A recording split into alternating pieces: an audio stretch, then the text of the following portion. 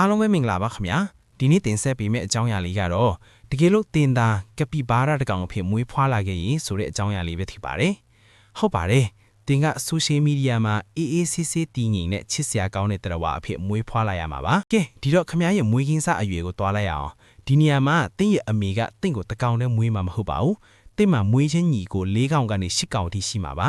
ဒီတော့တင်ကအစော့ပေါ်စော့ဖတ်ရှိလို့မကင်းရတော့ဘူးပေါ့ကဲဒီတော့တင်မွေးလာပါပြီဒီနေရာမှာတင်ကတခြားတရားဝါတွေနဲ့မတူပဲမွေးပြီးဖြင်းနိုင်ပိုင်းအတွင်းမှာပဲမျက်လုံးပွင့်ပြီးလမ်းစာလျှောက်တက်နေပါပြီ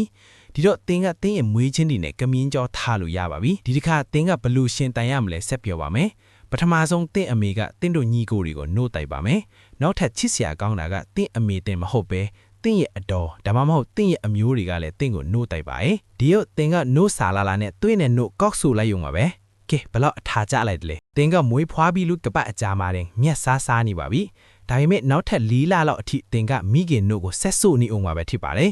ဒီအချိန်မှာတင့်အမိကတင့်ကိုပြုစုပြောထောင်ပါတယ်ရေဘလို့ကူးရမလဲဆိုတာတင်ပေးပါတယ်ဘယ်အပိန်ဒီကစားလူကောင်းလဲဆိုတာလည်းတင်ပေးပါတယ်ဒါတွေမကားသေးပါဘူးဘလို့အတန်မျိုးကြားရင်ပြေးရမလဲ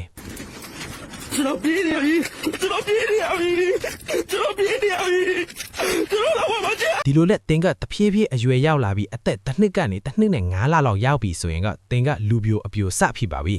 ဒီအချိန်မှာတင်းဟက်ကိုအလေးချိန်က30ကီလိုဂရမ်ကနေ60ကီလိုဂရမ်အထိရှိနေပါပြီဒီတော့တင်ကတင်းနဲ့မျိုးပွားဖို့ကပီဘာရာအမားတကောင်ကိုရှာရမှာတော့မယ်ဒီလိုရှာဖို့ပထမဆုံးတင်းရဲ့နှာခေါင်းမှာအဖုအကြီးတစ်ခုရှိပါတယ်ဒီအဖုကနေအကြီးတစ်မျိုးထုတ်ပြီးတွေ့ရအပင်တွေကိုလိုက်ပုတ်ပြီးတင်းပိုင်ဆိုင်မှုကိုပြရပါတယ်ဒါပြီးရင်တော့တင်ကြိုက်တဲ့ကပီဘာရာအမအနာမှာရှိနေတဲ့တခြားတင်းလိုအကောင်တွေနဲ့တိုက်ခတ်ရပါသေးတယ်တင်ဘလောက်ပဲစူးစမ်းတင်ဘလောက်ပဲတော်နောက်ဆုံးမှာတော့ကပီဘာရာအမကပဲသူမကြိုက်တဲ့အထီးကိုရွေးချယ်မှာဖြစ်ပါတယ်ဟမ်တင်ရဲ့ X နဲ့တထေးတာတယ်ပါပဲအားရမင်းအဲ့လိုမပြောနဲ့လေကွာတကယ်လို့တင်ရွေးချယ်ခရရရင်တော့တင်ပျော်ရွှင်လို့ရပါပြီဒီတော့တင်တို့မိတ်လိုက်မဲ့နေရာကိုရွေးချယ်ရပါတော့မယ်ဒီနေရာကတော့ခြုံထဲမှာမဟုတ်ပါဘူးခြုံထဲမှာကလူတွေပဲတိုးတက်ကြပါတယ်တစ်ပင်ပေါ်မှာလည်းမဟုတ်ပါဘူးတင်းရဲ့အကောင်းဆုံးနေရာကတော့ရေထဲမှာပဲထည့်ပါတယ်ကပီဘာရာတွေကတင်းလိုပဲမိတ်လိုက်ရင်9စက္ကန့်ကနေ15စက္ကန့်လောက်ပဲကြာတတ်ပါတယ်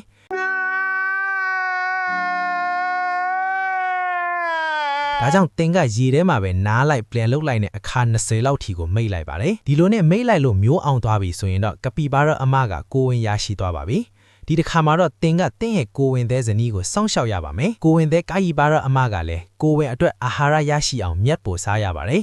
ကိုဝင်အေးရောက်ရေဆက်တွေမှာနေရပါတယ်နောက်ပြီးနာနာနေရပါတယ်ကပီဘာရာတွေကတကောင်တည်းနေလေးမရှိပါဘူးဇွီနဲ့မျိုးနဲ့တကောင်နဲ့တကောင်ဖေးမှတ်ရင်းနဲ့အတူတူနေကြပါတယ်ဒီလိုနဲ့ကိုဝင်ဆောင်ချင်း9လလောက်ကြာပြီဆိုရင်တော့မွေးဖွားချိန်ရောက်လာပါပြီနောင်လာရနေပြီမို့လားဟဲ့ငါလေယူမိတာမှားပြီ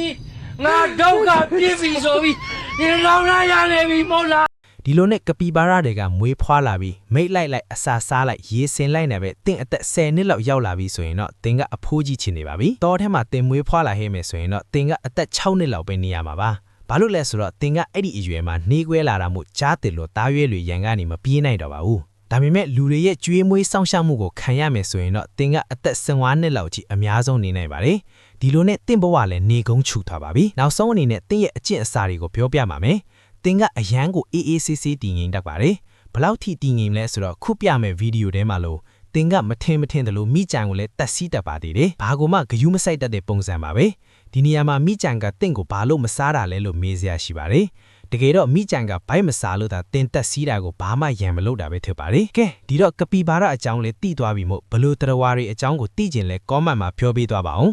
နောက်ထပ်ခုလိုဘဟုတုတရစရာဗီဒီယိုတွေတင်ဆက်ပေးသွားမှာမို့ follow လုပ်သွားကြဖို့ပြောချင်ပါတယ်နောက်ဗီဒီယိုမှာပြန်တွေ့ပါမယ်ကျေးဇူးတင်ပါတယ်လို့